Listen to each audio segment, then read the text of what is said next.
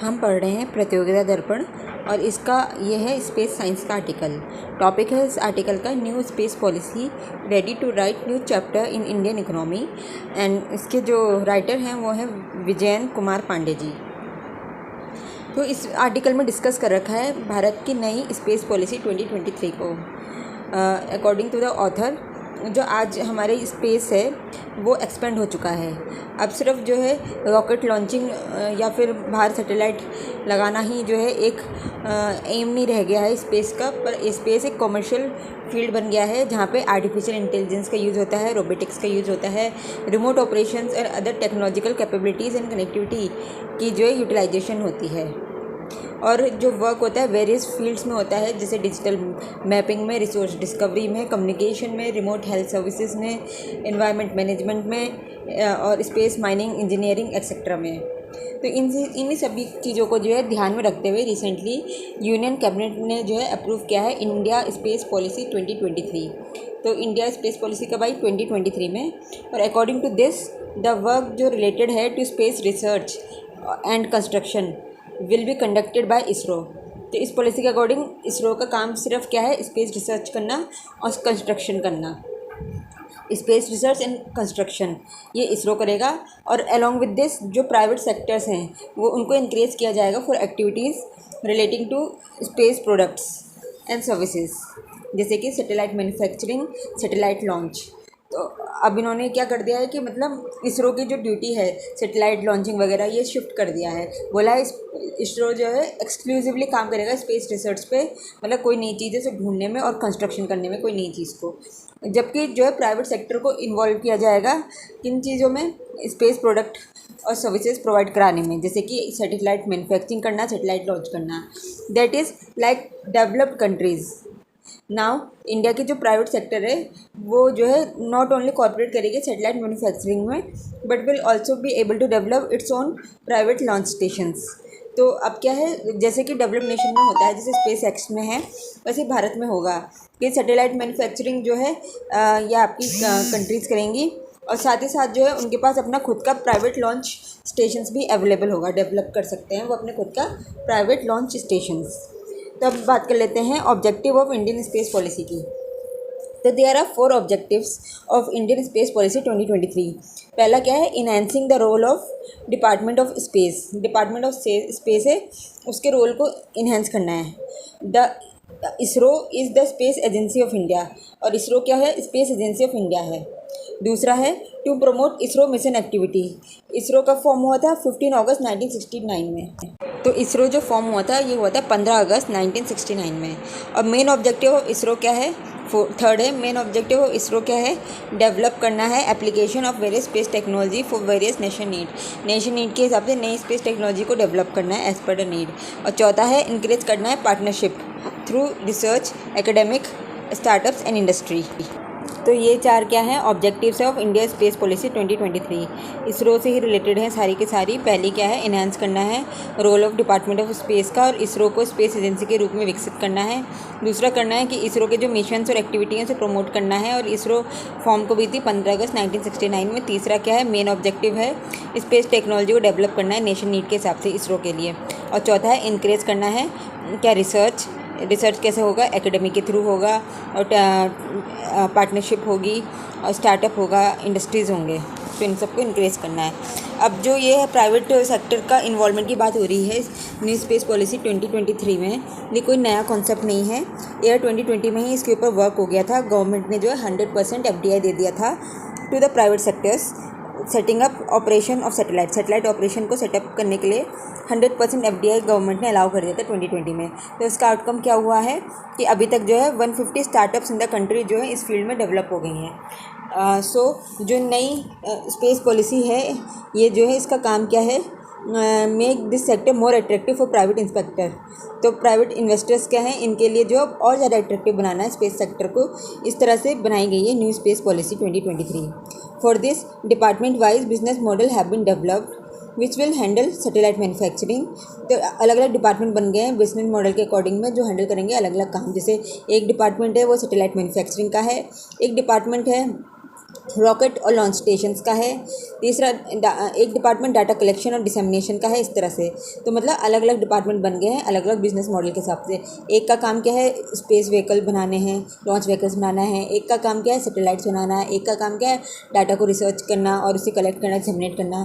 So this will not only increase creation of new infrastructure in the region, इससे जो है नया infrastructure तो डेवलप होगा ही, साथ ही साथ जो है रिसर्च, एजुकेशन, स्टार्टअप इंडस्ट्री इनका भी विकास होगा। It is evident that the fast-growing space science is ready to write a new chapter in Indian economy, which will provide a flight to the development of space economics.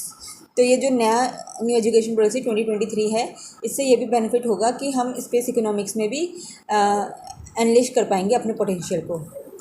और तो India का contribution जो globe में है, अब अगर हम बात कर लें इंडिया कंट्रीब्यूशन क्या है स्पेस में, तो इंडिया का कंट्रीब्यूशन ग्लोब में जो है लेस देन 4% है। Increasing it to 10% will be prove to be a milestone in this policy. तो अभी जो है भारत जो है स्पेस में सिर्फ 4% जो है जाता है, पर इस पॉलिसी का एम है कि भारत का इन्वॉल्वमेंट जो है वर्ल्ड लेवल पे जो है 10% हो जाए। इंडिया एक रैपिडली डेवलपिंग नेशन है और हमारे यहाँ जो है कॉस्ट जो इंडिजिनियस सैटेलाइट हम बनाते हैं वो और लॉन्च करते हैं वो दुनिया से काफ़ी कम है, काफ़ी सस्ते में बना देते हैं। इन 2017 ISRO put into orbit 104 satellite, of which 101 जो थी इंडिजिनियस सैटेलाइट्स थी। तो ये बहुत बड़ी अचीवमेंट है और इसलिए इंडिया जो है अब आज की डेट पे जो है इमर्ज किया जाता है preferred country for satellite launch. क्यों? क्योंकि हमारी सैटेलाइट लॉन्च बहुत सस्ती है और हमने जो है एक फीट टास्क अटेंड किया था 2017 में। 104 सैटेलाइट्स को जो है लॉन्च व्हीकल के जरिए स्पेस में पहुंचा दिया था, जिसमें से 101 इंडिजिनियस सैटेलाइट थी। As of 2010 approximately 60 to 100 satellites were launched each year according to United Nations Office for Defense Research and Development Organization, or it has gained momentum in recent years. In year 2020, 1,283 satellites were launched. तो UNDP united development programme नहीं है, ये united nation office for defence research and development organisation है।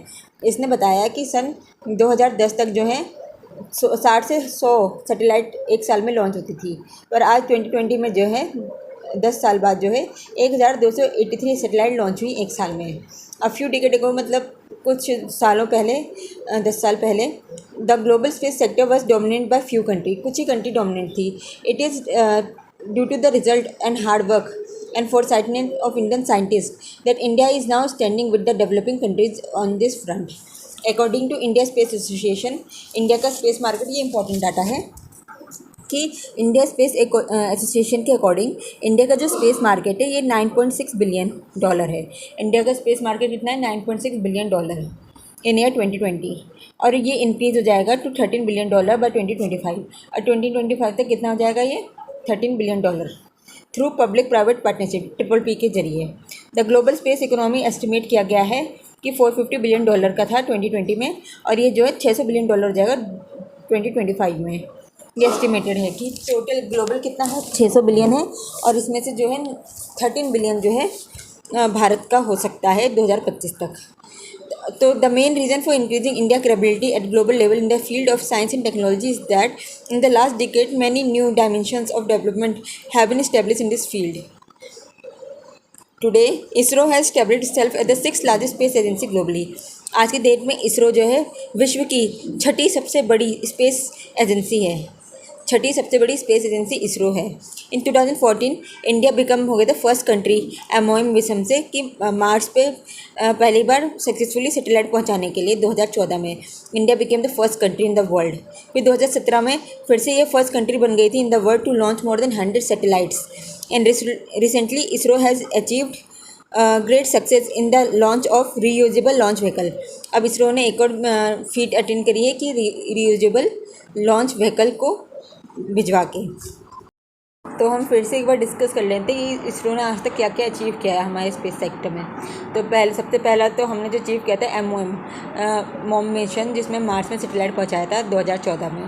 फिर 2017 में जो है हमने जो 104 सैटेलाइट्स को एक साथ अपने लॉन्च स्टेशन से ऊपर पहुंचा दिया था, जिसमें से 101 इंडिजीनियस सैटेलाइट्स थी। तीसरा अभी रिसेंट वाला है वो है रीयूजेबल लॉन्च व्हीकल का इस्तेमाल किया है। तो इसमें क्या हुआ कि सैटेलाइट्स जो है आसमान में पहुंचाने के बाद ये जो लॉन्च व्हीकल है वापस से नीचे आ जाता है। इससे ना कि सिर्फ जो कॉस्ट रिड्यूस होगा, पर कल को जो है ह्यूमन को भी स्पेस में ले जा सकते हैं, ऐसे पॉसिबिलिटी बन जाएगी। देयर इज़ प्लान कि भारत जो है ह्यूमंस को रोबोट्स को स्पेस में भेजेगा 2024 तक to enhance the astronomical capability of the country.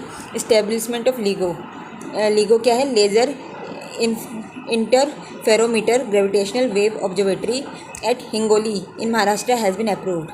तो इन्हेंस करना है एस्ट्रोनॉमिकल कैपेबिलिटी, भारत की एस्ट्रोनॉमिकल कैपेबिलिटी को इन्हांस करने के लिए, क्या भारत की एस्ट्रोनॉमिकल कैपेबिलिटी को इन्हांस करने के लिए लीगो ऑब्जर्वेटरी हिंगोली महाराष्ट्र में सेटअप की गई है, उसके लिए अप्रूवल लिया है। और लीगो का मतलब क्या है, laser interferometer gravitational wave observatory. Now let's talk about roles and responsibilities of India space policy 2023। Role and responsibility क्या है इंडियन स्पेस पॉलिसी की 2023 की। जो इंडियन स्पेस पॉलिसी 2023 है, ये आउटलाइन करती है role and responsibility of various organisation space centre. तो इसने क्या बनाया है, स्पेस सेक्टर में अलग अलग ऑर्गेनाइजेशन बना दी हैं, उनके रोल एंड रिस्पॉन्सिबिलिटी को आउटलाइन किया है। This policy covers the responsibility of ISRO, NSIL के new space India limited and private sector entities. तो इस पॉलिसी ने कवर किया है role and responsibility of ISRO, NSIL, new space India limited and private sector entities जो अलग अलग होंगे, उनके रोल्स और मिशंस क्या हैं। फिर strategic activity related to space sector will be carried out. जो स्ट्रेटेजिक एक्टिविटीज़ हैं ये कौन करेगा, ये न्यू स्पेस इंडिया लिमिटेड करेगा, और ये ऑपरेट करेगा on the basis of demand driven mode. Demand है फिर ये चलेगा, डिमांड है ये चलेगा। तो ये काम है इसका, strategic activity related to space sector. ये कौन करेगा, न्यू स्पेस इंडिया लिमिटेड। तो इसरो इसमें इन्वॉल्व नहीं रहेगा। ISRO will not undertake any operation and production work. ISRO कोई भी प्रोडक्शनल वर्क या ऑपरेशनल वर्क नहीं करेगा फॉर स्पेस सेक्टर, और ये अपनी पूरी एनर्जी को फोकस करेगा on development of new technology, new system and research. तो इसरो को पूरी तरह से एक साइंटिफिक बॉडी बना दी है, कॉमर्शियल एक्टिविटी इसकी बंद कर दी है। कॉमर्शियल एक्टिविटी का काम किसका है, न्यू स्पेस इंडिया लिमिटेड का, जो कि डिमांड ड्रिवन मोड पे कार्य करेगी। फिर the operational part of ISRO mission, जितना भी ऑपरेशनल पार्ट है इसरो का वो ट्रांसफ़र कर दिया जाएगा न्यू स्पेस इंडिया लिमिटेड को। A public sector undertaking under the department of space, ये एक PSU बनेगी। तो न्यू स्पेस इंडिया लिमिटेड क्या है, ये एक PSU बनेगी। अभी जितनी भी ऑपरेशनल एक्टिविटी है इसरो की वो ट्रांसफ़र कर दिया गया है to new space India limited को, और NSIL कहते हैं इसे। और ये क्या है, ये एक PSU बनेगी अंडर डिपार्टमेंट ऑफ स्पेस को। और the clarity of role will help in efficient functioning of installed component. फिर the objective of Indian space policy 2023 क्या है, is to promote activities of ISRO mission. ISRO mission की activities को promote करना, यह help करेगा इसरो की achieve its objective more efficiently and effectively. तो इससे बेनिफिट ये होगा कि इसरो अपना कार्य बहुत ही इफिशिएंटली और इफेक्टिवली अचीव करेगा। और it will also help in the development of new technology and innovation solution. और इससे क्या होगा, न्यू टेक्नोलॉजी का विकास होगा और इनोवेटिव सोल्यूशंस निकलेंगे। मतलब इसरो एक तरह से जो कंपनी वाला कॉमर्शियल काम होता है प्रोडक्शन का, मैन्युफैक्चरिंग का, उस चीज़ से बच जाएगा। वो solely research and development in the field of space and research में मेंटेन रहेगा। तो इस तरह से जो है रोल एंड रिस्पॉन्सिबिलिटी का बंटवारा किया गया है इंडियन स्पेस पॉलिसी में। कौन है तीन जो स्टेक होल्डर्स हैं, वो हैं ISRO, new space India limited और प्राइवेट एंटिटीज़। अब है प्राइवेट सेक्टर पार्टिसिपेशन। इस पॉलिसी में क्या है प्राइवेट सेक्टर पार्टिसिपेशन के लिए, this policy emphasises the importance of private sector in the development of space field. वैसे तो 2020 में ही जब 100% FDI दे दी गई थी किसमें, ऑपरेशन ऑफ सैटेलाइट्स में, उससे जो है बहुत बेनिफिट मिला था। और इसी को ध्यान में रखते हुए आज की डेट पे जो है प्राइवेट सेक्टर का इम्पोर्टेंस पे एम्फेसिस किया गया है न्यू स्पेस पॉलिसी 2023 में। इट इंक्रीजेस पार्टिसिपेशन ऑफ, ये इंक्रेज करता है participation of private sector institutions in various aspects of space sector. ये अलाउ करता है प्राइवेट सेक्टर को to participate in end to end space activities. End to end space activities जो कि हो सकता है सैटेलाइट बनाना, रॉकेट लॉन्च व्हीकल्स बनाना, डाटा को कलेक्ट करना, डीएमिनेशन करना। This will generate more opportunities for private sector and will help in development of Indian space research. तो क्या है इसका एम, फाइनली इसका फाइनल एम ये है कि प्राइवेट सेक्टर की पार्टिसिपेशन को बढ़ाना है, जिससे बेनिफिट ना कि सिर्फ हमारे प्राइवेट सेक्टर को मिलेगा, साथ ही साथ जो है भारत को भी मिलेगा, क्योंकि उसका जो इंडियन स्पेस इंडस्ट्री है और वो और ब्रॉडन अप होगी। फिर है research and development. The purpose of this policy is to include research, education, startup in the development of space sector. This will help in development of new technology, innovative solution and talent pool. तो इसके लिए it will also help in development of Indian space industry and will generate more opportunity for R&D in this field. अब है multi stakeholder partnership. The objective of this policy क्या है? To promote करना है growth in space sector by enhancing the role of department of space. Department of space के role को enhance करना है, इंक्रीजिंग पार्टिसिपेशन फ्रॉम रिसर्च। और किन एरियाज में पार्टिसिपेशन है? रिसर्च में, एकेडमिक्स में, स्टार्टअप्स में, इंडस्ट्री में। रिसर्च, एकेडमिक्स, इंडस्ट्री और startup. This will help in development of space sector and create more opportunities for private sector. Now let's talk about the impact of expansion of space sector. जब expansion होगा space sector का, इससे जो है condition of India economy change हो जाएगी। With the coming time space capability are becoming the need of the modern society. With the launch of satellites with various purposes rapid changes are taking place. कहाँ कहाँ change हो रहा है? Media में, internet में, 5G connection में, aviation में, defence में, रिटेल में, एरोस्पेस में। तो स्पेस साइंस जो है बहुत ही इंपॉर्टेंट रोल प्ले करता है किसमें? वेदर फोरकास्ट में, फिशिंग में, अर्बन मैनेजमेंट में, मैपिंग ऑफ रिसोर्सेज में, जो कि फॉरेस्ट के फॉर्म में हो सकता है, एग्रीकल्चर यील्ड के फॉर्म में हो सकता है, ग्राउंड वाटर के बारे में हो सकता है, वाटर स्टोरेज सेक्टर के बारे में हो सकता है। Social problem have become easier to manage with GPS से जो है सोशल प्रॉब्लम को टैकल करने में हेल्प मिलती है। India is now providing accurate services to it neighbouring region through the Indian region satellites IRNSS से, Indian regional navigation satellite system. India क्या प्रोवाइड करिए? Accurate services to its neighbourhood by Indian regional navigation system. With the help of space science, along with social and economic benefit, it also helps in establishing good relation with the neighboring country. Also, there is positive impact on trade balance of the nation. अब है commercialization of outer space. The initial escalation of space law activity in the decade after Second World War focused primarily on exploration in the part designed to demonstrate superpower status in the midst of Cold War tussle between United Nations and then USSR. And so Neil Armstrong, जो कि पहले human बने थे to step foot on moon 1969 में। Neil Armstrong इन्होंने जो है पाँव कब रखा था? इन्होंने 1969 में ही पाँव रखा था मून में। और हमारी स्पेस ऑर्गेनाइजेशन भी कब बनी थी? 1969 में, 15 अगस्त 1969 को। Now though there has been a shift toward commercial space enterprises and activity with an investment of more than $350 billion each year US dollar. We are now seeing that genuine commercialization of outer space. Activities in outer space are no longer out there at all.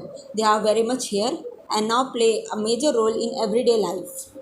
अब क्या हो गया है कि ये एक बहुत अजीब सी बात नहीं हो गई है कि कॉमर्शलाइजेशन ऑफ आउटर स्पेस हो रहा है। अब ये रोज़ की नॉर्मल बात हो गई है। और अगर किसी कंट्री को ग्रो करना है तो उसे कहीं ना कहीं स्पेस सेक्टर में जो है ध्यान देना पड़ेगा ऑब्वियसली, क्योंकि अब हमारे मोबाइल फ़ोन चल रहे हैं, ये 5G 4G स्पीड आ रही है। किससे हो रहा है? ये सैटेलाइट्स के थ्रू हो रही है। और अगर सैटेलाइट्स का कॉमर्शलाइजेशन नहीं होगा तो कंट्री एडवांस नहीं होगी, वो एडवांस नहीं होगी तो इकोनॉमिकली साउंड नहीं होगी। तो इसलिए कहीं ना कहीं जो है commercialisation of space sector is very important. अब है Indeed, space activities have the potential to deliver measurable improvement in efficiency, innovation, economic growth, and to also pave way for better outcomes for public health, equality, and standard of living across the globe. This shift has been assisted by three trends. Three trends देखने को मिले हैं आपके commercialisation of outer space में। पहला, rapid digitisation and technological development, जिससे कि enhance हो गया scale and potential of outer space activity such as satellite communication, imaginary, deep space mining and engineering. तो रैपिड डिजिटाइजेशन एंड टेक्नोलॉजी के advancement से जो है ये स्पेस सेक्टर में बहुत यूटिलाइजेशन हुआ है। दूसरा है स्टार्टअप इन्वेस्टमेंट कल्चर, इससे क्या हुआ है कि काफ़ी इनोवेशंस को फंड मिला है और new activities in novel area में डेवलप हुआ है। और तीसरा है फाइनल है climate change and population growth. In that sense there is now a clearer and more direct realisation that earth resources are limited and the discovery of new resources of outer space will relieve many of the pressures of the world in current facing. तो क्या है ये बता रहे हैं कि क्यों commercialisation of space जो इतनी रैपिड हो गई है। इसके तीन कॉज हैं। पहला कॉज है कि डिजिटाइजेशन और टेक्नोलॉजिकल एडवांसमेंट से अब जो है लोग नई रिसर्च कर पा रहे हैं। दूसरा है स्टार्टअप के कारण क्या है, नई नई ऑर्गेनाइजेशंस जो जिनकी सोच बहुत अच्छी है पर पैसे की कमी थी इसलिए वो अचीव अपना गोल नहीं कर पाती थी, अब वो कर पा रही हैं। और तीसरा कारण है कि क्लाइमेट चेंज और पॉपुलेशन प्रेशर से अब जो है क्योंकि जो ये सैटेलाइट से इनसे डाटा हमें बहुत अच्छे से मिल जाता है, तो दुनिया के लोगों को ये रियलाइज़ हो रहा है कि अर्थ की रिसोर्सेज लिमिटेड हैं और वो ख़त्म हो जाएंगी। तो इसलिए जो है और कमर्शियल एक्टिविटीज़ की तरफ ध्यान जा रहा है। अब है की एक्टिविटीज़ क्या क्या हैं। देयर आर 7 की एक्टिविटीज़। पहली है स्टेट मैटर।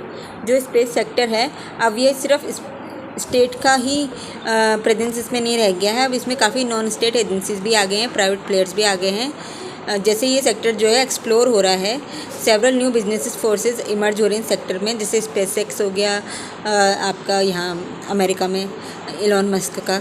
इस तरह से जो है बहुत सारी क्या है स्टार्टअप्स जो है अब भारत में और दुनिया में हर जगह जो है इमर्ज हो रही हैं। और ये स्टेट मैटर कंसर्न नहीं रह गया स्पेस सेंटर, अब ये जो है नॉन स्टेट प्लेयर्स भी इसमें इन्वॉल्व हो गए हैं। तो क्या हो गया, this sector several new business forces have emerge in this sector, B it satellite manufacturing, launch, propulsion technology, space based devices etcetera. अब सेकंड है डीमोक्रेटाइजेशन। डीमोक्रेटाइजेशन क्या है, the advent of private enterprise in the space sector have brought many benefit. The biggest है डीमोक्रेटाइजेशन, space reducing, Democrat कर दें space, जो है democratic space हो गया है और रिड्यूस कर दिया cost and making space more accessible to public. अब पब्लिक के लिए ये मोर एसेसिबल हो गया। The cost of building and logic satellite अब इससे क्या रिड्यूस हो गई है क्योंकि ज़्यादा लोग आ गए हैं कंपटीशन के कारण। एंड दिस गेन से क्या फर्दर एक्सीलरेट करता है rise of new service providers in other areas. ये दूसरा बेनिफिट है। तीसरा है एक्सपेंशनिज्म। अनदर मेजर चेंज जो हुआ है that is the presence of private sector is not limited to western region only. अब ये स्प्रेड जो है एशिया में भी हो गया है। From colonising the moon and Mars to plan to mine asteroid, ambitious project such as space tourism भी पार्ट हो गए इन्वेस्टमेंट के made by the private sector. फिर चौथा है स्पेस टूरिज्म का। We shall also see advance in space tourism in 2021 with companies like Blue Origin and Virgin Galactic taking people on suborbital flights for a fixed fee। तो fix फी में क्या कर रहे हैं, ये स्पेस टूरिज्म करा रहे हैं। कौन? ब्लू ओरिजिन और वर्जिन गैलेक्टिक कंपनियाँ। साथ में स्पेस एक्स कंपनी ने जो है स्पेस क्राफ्ट बनाया है जो कि बार बार यूज़ किया जा सकता है। This vehicle is capable of carrying both passenger and cargo in space. यह है स्पेस टूरिज्म के अंदर। फिर नेक्स्ट क्या है आज की कॉमर्शलाइजेशन ऑफ स्पेस में, वो है access to space. Satellite based activities are a particular commercial focus in the new space race. Strong competition among commercial space launch vehicle providers as well as financial support from government globally has meant that more and more private entities have been able to launch satellite as well as spacecraft into space with cost of access to space at an all-time low। Sixth है leveraging innovation। One of the most immediate measurable impact of this trend क्या है, comes in the place from advancement of capabilities of low orbit space satellites which are directly responsible for leveraging innovative communication technologies to improve access to broadband services and online healthcare and consultations in remote regions and communities as well as accurate weather and extreme event forecasting। तो innovations improve हो गए हैं। और seventh final है secure network connection networks. Further embedded satellite quantum key distribution technology is helping to deliver more secure communication networks. कैसे हो रहे हैं network secure? Through quantum key distribution technology. This is an important public policy priority given the global focus on enhance cyber security practices to combat malicious attack that can devastate public and private sector entity। ये एक important public policy priority है जो कि focus करती है of enhancing cyber security practices को improve करने की बात की जाती है ताकि मलेशियस अटैक से जो है कॉम्बैट किया जा सके पब्लिक और प्राइवेट एंटिटीज़ को। और जो कि अगर मलेशियस अटैक हो जाएंगे तो क्या होगा, हमारे ऑपरेशन शट डाउन हो जाएंगे, इंटेलेक्चुअल प्रॉपर्टी कॉम्प्रोमाइज़ हो जाएगी और डाटा ब्रीच और लीकेज हो जाएगा और प्राइवेसी ब्रीच हो जाएगी। All of this enhancements in satellite capability delivery beyond economic growth, substantial improvement in public health and living standard can help to achieve greater equality both within the individual nations and between the developed and developing nations। The expansion of commercial activities in outer space in these are other continual novel and emerging areas raises a number of important regulatory issues। तो ये था पूरा topic new space policy के अंदर। तो अगर हम इसका एक सार निकालें बहुत ही छोटे शब्दों में, सार न्यू स्पेस पॉलिसी का क्या है। पहला इसका सबसे इम्पॉर्टेंट जो हमें हर जगह बोलते हुए पता चल रहा है वो है कि प्राइवेट एंटरप्राइज। तो जो न्यू स्पेस पॉलिसी है इसने क्या करा है कि जो प्राइवेट एक्टिविटीज़ हैं, प्राइवेट प्लेयर्स हैं, उनका इन्वॉल्वमेंट जो है और ब्रॉडन अप कर दिया है और लूजन अप कर दिया है गवर्नमेंट के जितने भी रेगुलेशंस थे, ताकि ज़्यादा से ज़्यादा जो है प्लेयर्स इन्वॉल्व हो सकें स्पेस सेक्टर में। फिर दूसरा जो इम्पोर्टेंट काम इन्होंने किया है वो है कि इसरो की ऑपरेशनल एक्टिविटीज़ से उसको फ्री कर दिया है और इसरो को बोल दिया है कि तुम तो भाई पूरी तरह से क्या करो, रिसर्च की एक्टिविटीज़ पे ही फोकस करो और नए नए आइडियाज़ को लाओ और नए नए इनोवेशंस करो। और जो उसकी ऑपरेशनल एक्टिविटी है उसे डिमांड करा दिया है और उसका नाम कर दिया NSIL, new space India limited करके। और उसका काम क्या है कि सारी ऑपरेशनल एक्टिविटी और प्रोडक्शनल एक्टिविटी पे फोकस करना। कि फॉर एग्जांपल अगर कोई कंट्री कहती है कि मुझे जो है फलाना अपने 10 सैटेलाइट जो है लॉन्च करना है आसमान में, तो उसके लिए वो इसरो के पास नहीं जाएंगे लॉन्च कराने के लिए। इसरो तो नया रिसर्च करेगा, उसके लिए वो NSIL में जाएंगे, NSIL टेंडर बनाएगा, PO बनाएगा और उसके बाद जो है उनका जो है सैटेलाइट इतने रुपयों में आसमान में डाल देगा। तो ये डिपार्टमेंट ऑफ स्पेस है, उसके अंडर ये NSIL क्या बन रहा है, एक PSU बन रहा है, बन क्या रहा है, बन गया है। और फिर तीसरा सबसे इम्पोर्टेंट बात हो गई है कि प्राइवेट प्लेयर्स का इन्वॉल्वमेंट को और इन्हेंस करने की बात हो रही है। बस यही 3 चीज़ें हैं और इसी पे फोकस करते हुए ये हमारी न्यू स्पेस पॉलिसी है और ये नया जनरेशन ऑफ स्पेस है। Thank you.